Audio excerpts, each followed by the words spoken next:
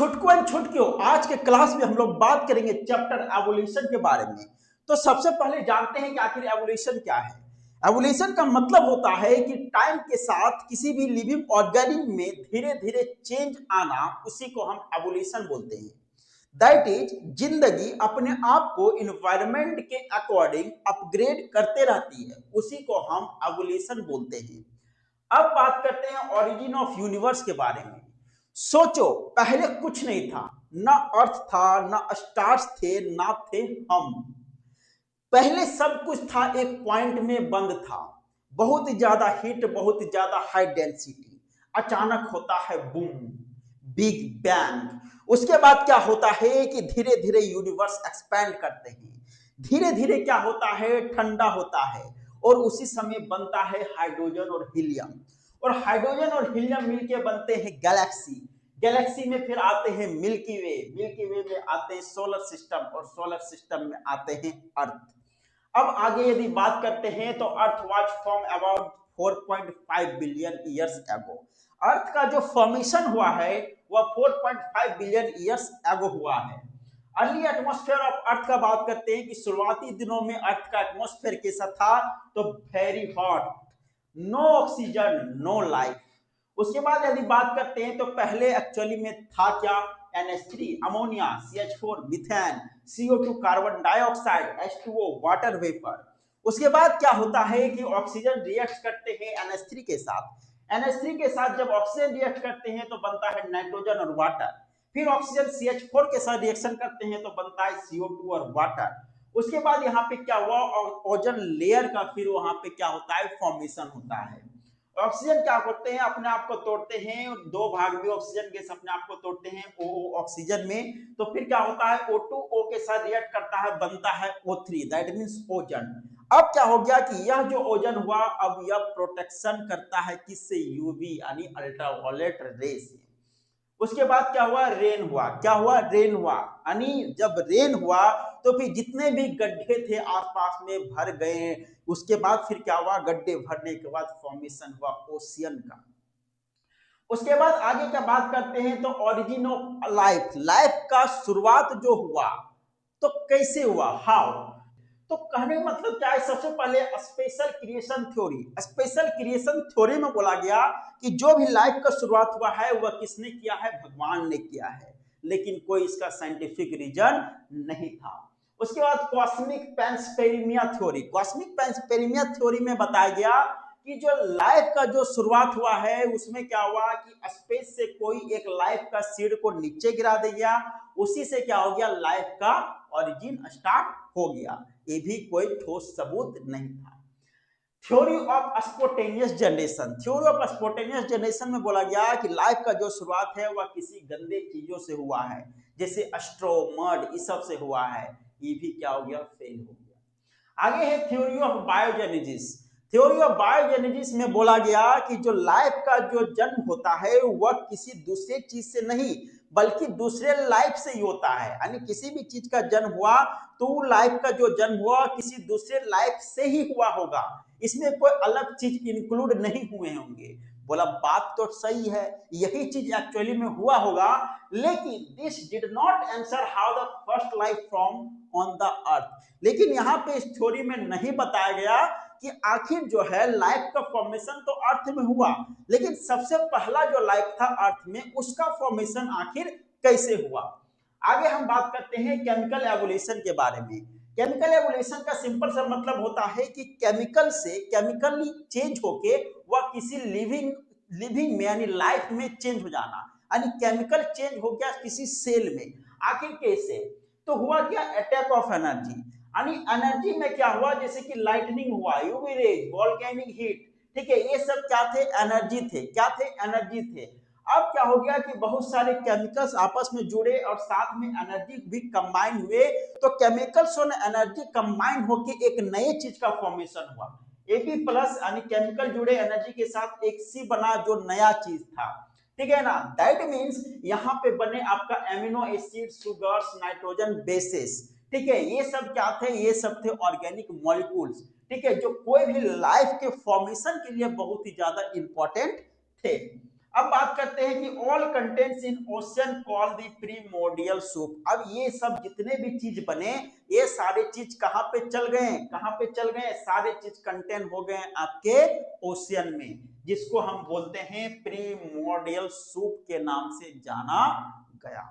आगे है now molecule to macromolecule. अब वह जो मॉलिक्यूल का फॉर्मेशन यहाँ हुआ, अब वह मॉलिक्यूल मैक्रो मॉलिक्यूल में चेंज हो गया।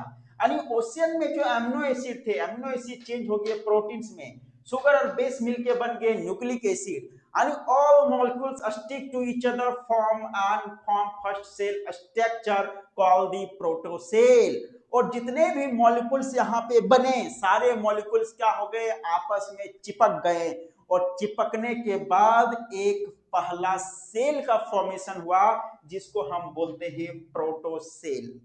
सेल जैसा स्ट्रक्चर का फॉर्मेशन हुआ, जिसको हम क्या बोले, प्रोटोसेल बोले। लेकिन यह फुल लिविंग थिंग्स नहीं था, यानी यह था but first step of life. यह भले ही फुल लिविंग नहीं था, लेकिन यह जो था लाइफ का पहला स्टेप था। आगे बात करते हैं नाउ इंप्रूव प्रोटोसेल। अब प्रोटोसेल में इंप्रूव आए, उसमें क्या हुआ, मेटाबॉलिज्म आए, रेप्लिकेशन आए, और फिर now form the first living cell simple and aerobic aquatic and start life. ठीक है, उसके बाद फिर क्या हुआ, वही प्रोटोसेल में मेटाबॉलिज्म आए, रेप्लिकेशन आए, और फिर वही जो प्रोटोसेल था वह पहला लिविंग सेल में कन्वर्ट हुआ, जो सिंपल एंड एरोबिक और एक्वेटिक था, और वही से लाइफ का स्टार्ट हो गया।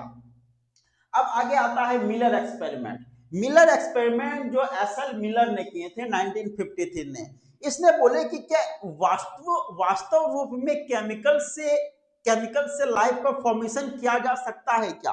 बोले चलो हम करके देखते हैं। इन्होंने क्या किया, इस टाइप का स्ट्रक्चर एक टैंक बनाए, यहाँ पे वाटर को बॉइलिंग किया, वेपर होके यहाँ पे गया, यहाँ पे स्पार्किंग हुआ, बहुत सारे गैस यहाँ पे पहले से प्रेजेंट किए गए।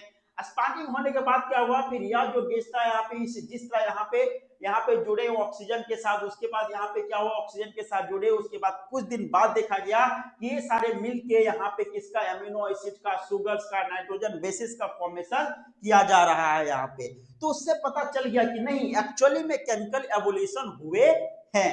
ठीक है, उसके बाद बात करते हैं बायोलॉजिकल एवोल्यूशन के बारे में। तो बायोलॉजिकल एवोल्यूशन में क्या हुआ कि फॉर्मेशन ऑफ प्रोटोबायोन्ट, प्रोटोबायोन्ट का फॉर्मेशन हुआ, यानी जब एमिनो एसिड को का मिक्सचर हुआ, ठीक है ना, उसको हीट किया गया, फिर कोल्ड हुआ, तो यहाँ पे बना प्रोटीनॉइड बॉडी बना।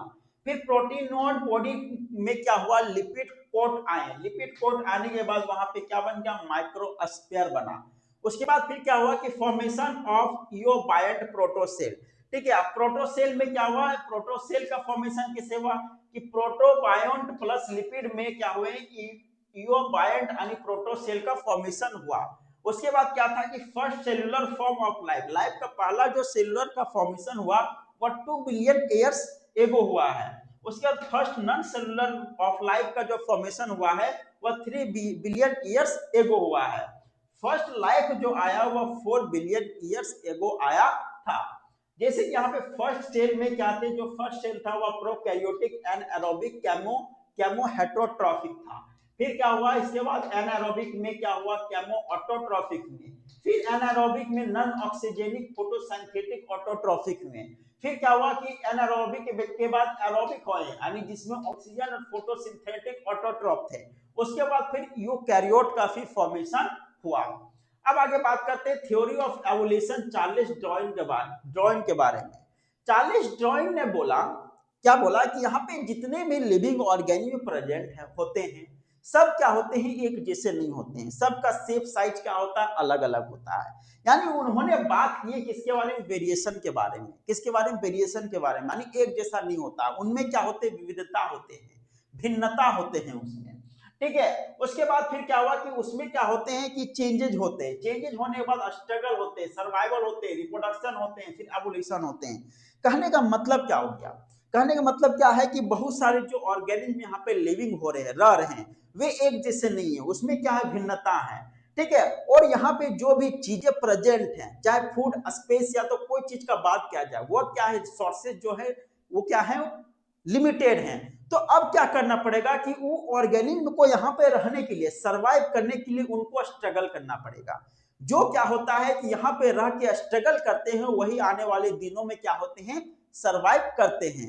और जो लिविंग ऑर्गेनिज्म लॉन्ग टाइम के लिए सर्वाइव हो जाते हैं फिर वही क्या करते हैं, ज्यादा रिप्रोडक्शन करते हैं। और ज्यादा रिप्रोडक्शन करने के बाद फिर क्या होता है कि वही जो ऑर्गेनिज्म जो होता है वह फिर एवोल्यूशन, वही ऑर्गेनिज्म के बाद फिर क्या होता है, एवोल्यूशन होता है। ठीक है, यह बात किसने बोला, यह बात बोला आपका चार्ल्स डार्विन ने। उसके बाद क्या है कि एविडेंस ऑफ एवोल्यूशन, एवोल्यूशन का क्या साक्ष्य था, एवोल्यूशन जो हुआ उससे हम लोगों को कैसे पता चला कि एवोल्यूशन इसमें एक्चुअली में हुआ है। तो बहुत सारे साक्ष्य थे। पहले थे कि पैलेंटोलॉजिकल एविडेंस, ठीक है, जिसको हम फोसिल्स बोलते हैं। उसके बाद था एम्ब्रियोलॉजिकल एविडेंस यानी एम्ब्रियो। आगे बात करते हैं कॉम्परेटिव एनाटॉमी एंड मॉर्फोलॉजी के बारे में। इसमें आता है होमोलॉजी एंड एनालॉजी। होमोलॉजी का मतलब हो गया कि उनका जो स्ट्रक्चर होता है वो बेसिकली सेम होता है लेकिन फंक्शन क्या होते हैं, अलग अलग होते हैं। अब इसमें क्या हो गया एनालॉजी में कि स्ट्रक्चर क्या होते हैं, जनरली डिफरेंट होते हैं लेकिन उनका जो फंक्शन होता है वो क्या होता है, सेम होता है। उसी तरह आगे बात करते हैं evidence of natural selection. Natural selection के एविडेंस के अकॉर्डिंग हम पता कर सकते हैं आर्टिफिशियल सिलेक्शन के अकॉर्डिंग, इंडस्ट्रियल मेलानाइजिंग के according, evolution by anthropogenic action. Anthropogenic action का मतलब हो गया कि जो ह्यूमंस के द्वारा पॉल्यूशन किए जाते हैं। उसके बाद क्या हो गया, क्लाइमेटिक चेंज के अकॉर्डिंग हो गया। उसके बाद अदर एविडेंस का बात करते हैं तो कनेक्टिंग लिंक। कनेक्टिंग लिंक का मतलब क्या हो गया कि यदि कोई ऑर्गेनिज्म ऐसा जन्म हो रहा है उनका, जैसे उनमें बर्ड और रेप्टाइल्स के क्या हो रहे हैं, कैरेक्टर्स उसमें शामिल हो जा रहे हैं, तो उसको हम क्या बोलेंगे, उसको बोलेंगे कनेक्टिंग लिंक्स बोलेंगे। उसी तरह क्या है एटोमिज्म। एटोमिज्म का मतलब क्या हो गया कि कोई के बच्चे में क्या होता है कि टेल यानी पूंछ के साथ वो बच्चा का जन्म हो जाता है, फिर एक्स्ट्रा निपल के साथ जन्म हो जाता है, तो उससे हम पता चल जाता है कि एवोल्यूशन की एविडेंस है। उसके बाद वेजिटेटियल ऑर्गन्स का बात करते हैं तो वेजिटेटियल ऑर्गन मतलब जैसे कि क्या होता है कि हमारे बॉडी के अंदर अपेंडिक्स ऑर्गन होते हैं। पहले भी अपेंडिक्स रहते थे लेकिन पहले उस अपेंडिक्स का कोई काम होता था लेकिन अभी हमारे बॉडी में उस अपेंडिक्स का कोई काम नहीं होता है। अब आगे बात करते हैं एडेप्टिव रेडिएशन के बारे में। तो एडेप्टिव रेडिएशन का मतलब क्या हो गया कि एक पेरेंट्स के बहुत सारे बच्चे यदि अलग अलग जगहों पे रह रहे हैं तो इन्वायरमेंट के अकॉर्डिंग उनका जो है अपना अपना स्पेसिस बन जाता है। ठीक है, जैसे कि सबसे पहला क्या हो गया ड्रॉइंग फिंचेस। ड्रॉइंग फिंचेस में क्या होता है कि यहाँ पे एक जैसा जो बर्ड होता है, बर्ड तो एक ही जैसा है लेकिन अलग अलग जगहों में रहने के कारण उनका जो बिक है वो क्या हो गया, बिक चेंज हो गया है। जब बिक चेंज हो गया मतलब क्या, वहां पे फूड जो होंगे सबको अलग अलग मिल रहे होंगे, तो अलग अलग तरह के फूड को खाने के लिए अलग अलग तरह का बिक चाहिए, तो उसके अकॉर्डिंग उनका बिक चेंज हो गया। तो जैसे कि क्रशिंग बिक के लिए सीड ईटर्स हो गया, प्रॉबिंग बिक इंसेक्ट ईटर हो गया, पैराडाइज बिक फ्रूट्स ईटर हो गया, कैक्टस ईटर्स में कैक्टस सीड्स खाते हैं। यानी कहने का मतलब क्या हो गया कि बिक का जो शेप है वो अकॉर्डिंग टू इन्वायरमेंट के अकॉर्डिंग क्या हो गया है, चेंज हो गया है। आगे बात करते हैं ऑस्ट्रेलियन मार्सपियल मैमल्स के बारे में। इसमें क्या हो गया, इसमें आते हैं कंगारू, वॉम्बैट, कोयला, मार्सपियल मॉल आ गए। उसी तरह ऑस्ट्रेलियन प्लेसेंटल मैमल्स के बारे में बात करते हैं तो प्लेसेंटल मैमल रेडिएशंस, वुल्फ, मोल, माउस, लेमर, फ्लाइंग स्क्वायरल, फिर यहाँ पे क्या होगा बॉबकैट हो गया। उसके बाद यदि हम आगे बात करते हैं तो आगे है कन्वर्जेंट एवोल्यूशन इन एडेप्टिव रेडिएशन। देखिए एडेप्टिव रेडिएशन में कन्वर्जेंट एवोल्यूशन का मतलब क्या हो गया कि एक ही जगह पे एक ही एनवायरनमेंट में क्या है, एक ही स्पेसिस के जैसा वहां पे दिखने वाले जीव हैं लेकिन वे दोनों क्या है आपस में अलग है। ठीक है, जैसे कि कहने का मतलब क्या है कि यदि एक समुद्र का बात करेंगे तो समुद्र में क्या है कि मछलियां भी हैं और क्या है वहां पे वेल भी है, तो दोनों एक जैसा दिखने वाले हैं, दोनों के पास, दोनों पानी में रहने वाले हैं, दोनों के पास फिन्स होते हैं। लेकिन क्या होता है कि मछली जो है यानी फिश जो है वह आपका फिश है, लेकिन क्या हो गया कि वह जो वेल है वह वेल जो है वह मैमल्स के कैटेगरी में आ गया। तो ये कहने का मतलब क्या हो गया कि एक ही एनवायरनमेंट में रहने के बावजूद भी दोनों क्या है अलग अलग स्पेसीज में क्या हो गए हैं, शामिल हो गए हैं। उसी को हम बोलते हैं कन्वर्जेंट एवोल्यूशन इन एडेप्टिव रेडिएशन। ठीक है, उसके बाद आगे बात करते हैं बायोलॉजिकल एवोल्यूशन के बारे में। बायोलॉजिकल एवोल्यूशन में आता है theory of the inheritance of the acquired characters, यानी लेमार्क के द्वारा दिया गया है। इन्होंने बात की है use and disuse of organ के बारे में। इन्होंने बोला कि किसी भी ऑर्गेन के पास क्या होता है, ऑर्गन्स होते हैं जो ऑर्गेन्स का ज्यादा यूज किया जाता है वो ऑर्गेन क्या होते हैं, बढ़ते हैं और वो ऑर्गेन्स स्ट्रॉन्ग भी होते हैं। लेकिन जो ऑर्गेन्स का यूज नहीं किया जाता है वो क्या होते हैं, वो बढ़ते नहीं है, छोटे रह जाते हैं और फिर क्या हुआ, वीक हो जाते हैं। ठीक है, यानी इन्होंने यह चीज बताया, इन्होंने बताया कि मान के चलिए कि एक एनवायरनमेंट में अचानक चेंज होता है कोई भी चीज। ठीक है, जैसे कि इन्वायरमेंट चेंज हुआ, पहले क्या था, फ्रूट जो थे वो नीचे लगे थे, अब क्या है कि फ्रूट पेड़ों में लगे हैं। तो कोई भी लिविंग ऑर्गेनिज्म को यदि सरवाइव करना है तो उसको फूड की आवश्यकता है, यानी अपने आवश्यकता के अनुसार उसको अपने आप को स्ट्रगल करना पड़ेगा, अपने आप में चेंज करना पड़ेगा, यानी फ्रूट अब लाना पड़ेगा पेड़ से, तो उसके अकॉर्डिंग अपने आप को अपडेट करना पड़ेगा। तो वही चीज इन्होंने बोला कि यदि किसी को सरवाइव करना है यहाँ पे, तो इन्वायरमेंट के अकॉर्डिंग उस स्ट्रगल में जो क्या होते हैं, कामयाब हो जाते हैं, वही आगे जाके क्या करते हैं, सरवाइव करते हैं, और फिर उन्हीं का क्या होता है, रिप्रोडक्शन होता है, और उन्हीं का क्या होता है, फिर नेक्स्ट जनरेशन में फिर क्या होते हैं, उन्हीं के साक्षी प्राप्त होते हैं, यानी उन्हीं का क्या होता है, एवोल्यूशन होता है। ठीक है, अब आगे यदि बात करते हैं तो आगे आपका क्या है, आगे theory of natural selection. Natural selection का मतलब क्या हो गया कि नेचर अपने अकॉर्डिंग किसी भी चीज को क्या करता है, सेलेक्ट करता है, उसको हम नेचुरल सिलेक्शन के नाम से हम जानते हैं। आगे इंडस्ट्रियल मेलानिज्म, इंडस्ट्रियल मेलानिज्म का मतलब क्या हो गया कि पहले क्या थे, पहले व्हाइट, पहले जो पेड़ उठते वो क्या थे, व्हाइट कलर के थे। ठीक है, डार्क कलर के नहीं थे, ब्लैक नहीं थे, तो उसमें व्हाइट मोथ रहते थे। तो व्हाइट मोथ जो थे वह पेड़ में जाके छिप जाते थे, यानी वह दूर से पता नहीं चलता था कि वहां पे व्हाइट मोथ है। अब जो ब्लैक मोथ रहता था वो क्या रहता था कि ब्लैक ब्लैक मोथ वहां पे, जैसे ब्लैक मोथ यदि व्हाइट पेड़ में रहेंगे तो वो तो दूर से दिख जाएंगे, तो जो भी वो बर्ड्स ईटर, यानी जो भी वो कोई भी बर्ड यदि उनको खाना चाहता है तो आसानी से ब्लैक मोथ को खा जाता है, यानी ब्लैक मोथ की संख्या क्या हो जाती है, कम हो जाती है, व्हाइट मोथ बचे रहते हैं। अब क्या हो गया, इंडस्ट्रियलाइजेशन हुआ, इंडस्ट्री आए, उसमें पॉल्यूशन निकला, पॉल्यूशन निकलने के बाद क्या हो गया, व्हाइट जितने भी व्हाइट पेड़ थे वो क्या हो गया, ब्लैक में चेंज हो गए। अब क्या हो गया कि जब ब्लैक में चेंज हो गए तो व्हाइट मोथ आसानी से दिखने लगा, अब ब्लैक मोथ क्या हो गया, छिपने लगा। तो अब क्या हो गया कि जो भी उनका जो ईटर है वो क्या हो गया, व्हाइट मोथ को खाना स्टार्ट किए। तो व्हाइट मोथ को जैसे खाना स्टार्ट किए तो व्हाइट मोथ की संख्या फिर क्या होगी, कम होगी, ब्लैक मोथ की संख्या फिर ज्यादा हो गई। तो इसी को हम क्या बोलते हैं, इंडस्ट्रियल मेलानिज्म के नाम से हम जानते हैं। आगे क्या है, म्यूटेशनल थ्योरी। म्यूटेशनल थ्योरी में क्या है, एक साइंटिस्ट है जिनका नाम है ह्यूगो डी व्रिस। ठीक है, ह्यूगो डी व्रिस ने क्या बोले कि कोई भी यदि चेंज होता है हमारे एनवायरनमेंट में तो वो सडन होता है, अचानक होता है। लेकिन डार्विन ने बोले थे कि वो अचानक नहीं होता, वो ग्रेजुअली होता है, वो धीरे धीरे होता है। ठीक है, तो ये इसी को हम क्या बोलते हैं, म्यूटेशनल थ्योरी बोलते हैं। आगे हार्डी विंगबर्ग लॉ, हार्डी विंगबर्ग लॉ बोले कि कोई भी पॉपुलेशन में यदि उनके जीन के फ्रीक्वेंसी को यदि चेंज नहीं किया जाए, यानी सिंपल सा बात समझिए कि कोई भी पॉपुलेशन को यदि डिस्टर्ब नहीं किया जाए, उसमें चेंजेस नहीं किया जाए, तो उनका जो जीन का जो फ्रीक्वेंसी है वह भी आने वाले जनरेशन में चेंज नहीं होगा। वही क्या बोले, उसी को हम बोलते हैं हार्डी विन बर्ग लॉ के नाम से हम जानते हैं।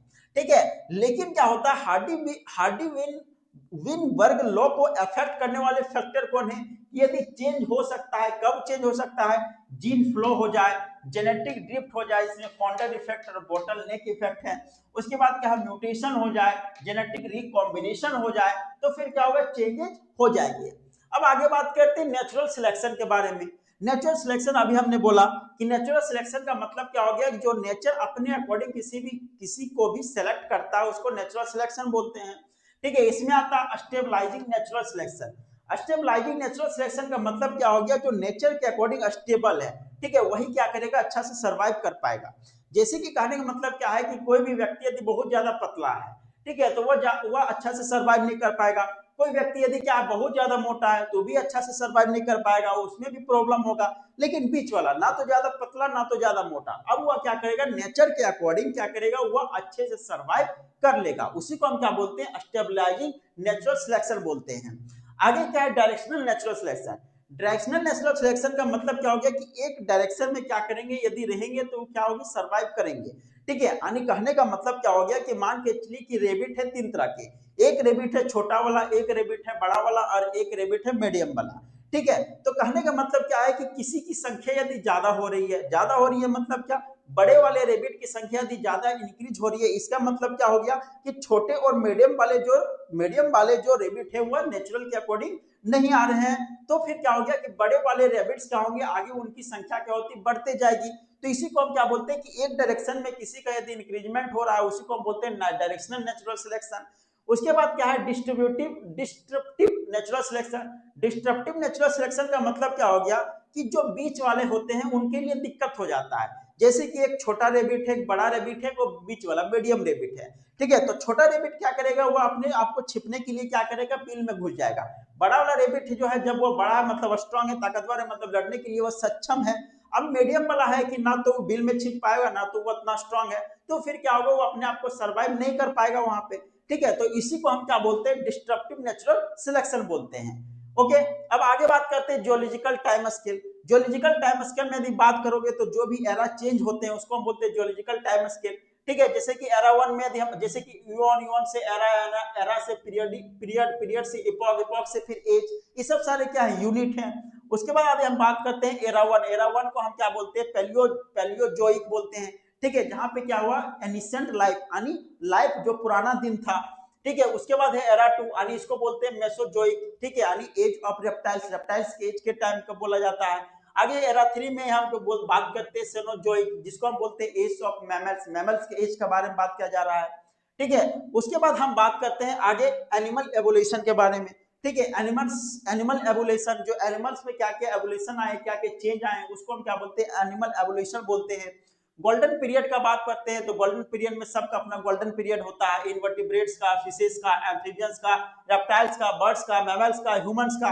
सबसे अच्छा जो गोल्डन पीरियड था वह किसका था, मैमल्स का था, क्योंकि वहीं पर क्या थे, बहुत ज्यादा डाइवर्सिटी आपको देखने के लिए मिले थे, ठीक है। उसके बाद आगे बात करते हैं एवोलेटरी चेंज के बारे में, कि कोई भी ह्यूमन जो होता है, ह्यूमन जो बना हुआ आखिर किस किस से चेंज होके एक्चुअली में ह्यूमंस बना हुआ है। तो यहाँ पे क्या है, ड्रायोफिथिकस है, उसके बाद है रेमाफिथिकस, उसके बाद क्या है, ऑस्ट्रेलियोपिथिकस है, उसके बाद है होमो हैबिलिस है, फिर क्या हुआ, होमो होमो इरेक्टिस, फिर होमो सेपियंस। यानी कहने का मतलब क्या हो गया, सबसे पहले ड्रायोफिथिकस से फिर क्या होगा, रेमाफिथिकस में चेंज हुआ, उसके बाद ऑस्ट्रेलियोपिथिकस में चेंज हुआ, फिर होमो हैबिलिस में चेंज हुआ, फिर होमो हैबिलिस से होमो इरेक्टस में चेंज हुआ, फिर होमो इरेक्टस के बाद फिर होमो सेपियंस का फॉर्मेशन हुआ। तो आई होप कि यह चैप्टर आपको अच्छे तरीके से समझ में आ गया होगा। वीडियो यदि अच्छा लगा हो तो लाइक कीजिए, यदि चैनल में नए हो तो चैनल को सब्सक्राइब जरूर कीजिए, और वीडियो को अपने दोस्तों के पास शेयर भी कीजिए। धन्यवाद।